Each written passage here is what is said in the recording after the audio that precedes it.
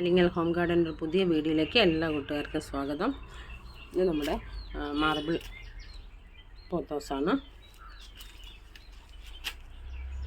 എപ്പീഷ്യയാണ്. Enjoy pothos, neon pothos. നമ്മളിന്ന് എന്താ അറിയോ ചെയ്യാൻ പോണത്, നമ്മുടെ ഹാങ്ങിങ് ബോട്ടാണ്. അതൊക്കെ തിങ്ങി നിറഞ്ഞ് നിൽക്കുകയാണ്. അപ്പം നമ്മുടെ തൊട്ടടുത്ത വീട്ടിലൊരു കുട്ടി, സുപ്രിയ കുട്ടിക്ക് അവർ പുതിയ വീട് കിട്ടുമ്പോൾ നമ്മൾ കുറച്ച് പ്ലാന്റ്സ് സെറ്റ് ചെയ്ത് കൊടുത്തിട്ടുണ്ടായിരുന്നു. 4 വർഷം ആവാനായി. ഇത് കണ്ടില്ല എങ്ങനെയൊക്കെ വലുതായി വല്ലാണ്ട് നിൽക്കുന്നുണ്ട്. അപ്പോൾ അതൊന്ന് റീപോർട്ട് ചെയ്യാണ്. അപ്പം ഞാനതിന് ഈ പോട്ടൊക്കെ ഇല്ലേ എല്ലാം ഒന്ന് ചട്ടിയിൽ നിന്നൊക്കെ പോട്ടിൽ നിന്നൊക്കെ അത് വേർപെടുത്തി വെച്ചിരിക്കുകയാണ്. കളയും ഒരുപാടില്ല, വല്ലാണ്ട് ക്ഷീണിച്ചിട്ടുണ്ട് ചെടികൾ.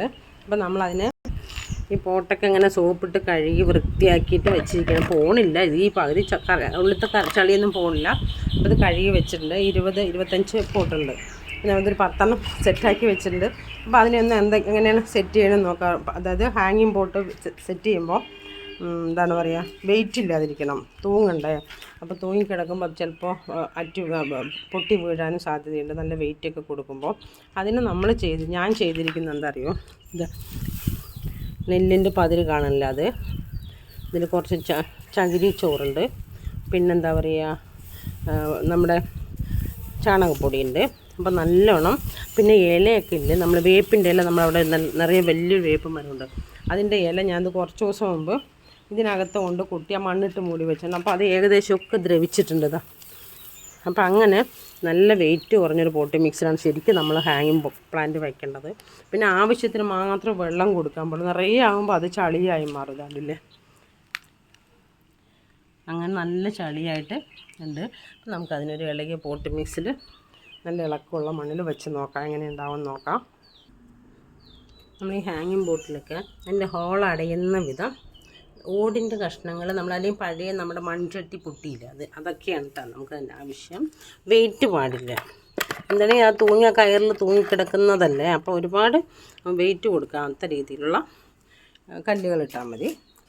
ഓടിൻ്റെ കഷ്ണങ്ങൾ ഇതുപോലെ ചെറിയ നൈസിൽ നമ്മൾ ചട്ടി പൊട്ടിയതാണ് കറക്റ്റ്. ഇനി ഈ പോട്ടിലേക്ക് നമ്മൾ കുറേ മണ്ണ് ഇട്ട് കൊടുക്കണം. നല്ല ഇളക്കമുള്ള മണ്ണാണ് ഇട്ട് കൊടുത്ത് നമുക്ക് ആ പ്ലാന്റ് നമുക്കിതിനകത്ത് വയ്ക്കാം.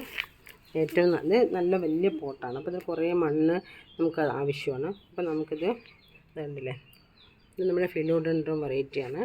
നമ്മൾ ഹാങ്ങിങ് ആയിട്ട് വയ്ക്കാം, അങ്ങനെ അതുള്ള പ്ലാന്റ്. നല്ല പെട്ടെന്ന് ബുഷായി നല്ല ഭംഗിയായി വരുന്ന പ്ലാന്റ്. എന്താണെങ്കിൽ ഒരു 2-3 വർഷമൊക്കെ ആകുമ്പോൾ നമ്മൾ ഈ ഹാങ്ങിങ് പ്ലാന്റൊക്കെ എടുത്ത് ആക്കിയിട്ട് ക്ലീൻ ചെയ്ത് നമ്മൾ ആ പ്ലാന്റൊക്കെ ഒന്ന് വൃത്തിയാക്കിയിട്ട് നമ്മൾ വയ്ക്കണം. നല്ലൊരു പോട്ട് മിക്സിൽ വെക്കണം. അപ്പോഴാണ് അത് അതിൻ്റേതായ ഭംഗിയിൽ നിൽക്കുള്ളൂ.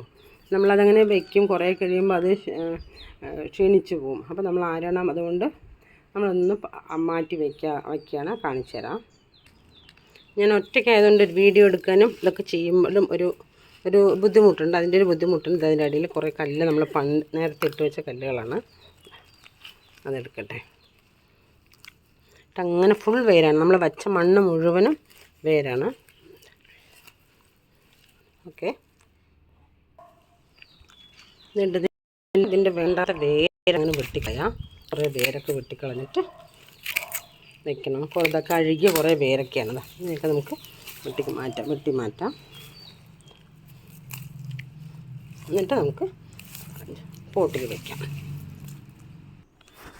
നമ്മളിത് ആ തിങ്ങിയ വേരിനെയൊക്കെ മാറ്റിയിട്ട് ചളിമണ്ണിനെയൊക്കെ മാറ്റി എന്നിട്ട് അത് ചട്ടിയിൽ വെച്ച ശേഷം മണ്ണ് ഫില്ല് ചെയ്ത് കൊടുക്കും.